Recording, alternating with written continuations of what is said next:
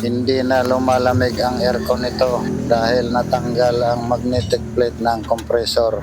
Mabuti na lang at hindi nalaglag dahil sumabit sa ilalim. So ayan mga kamaster, ang ginagawa natin ay Toyota Camry.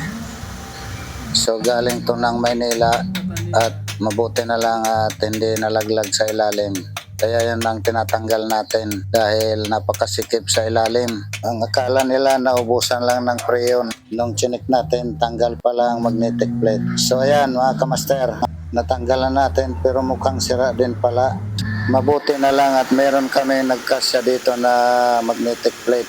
Ang ginawa natin, pinalitan natin ng surplus para lumamig yung aircon nito. So bale yun lang ang naging problema mga kamaster. So yan, lumamig na yan mga kamaster.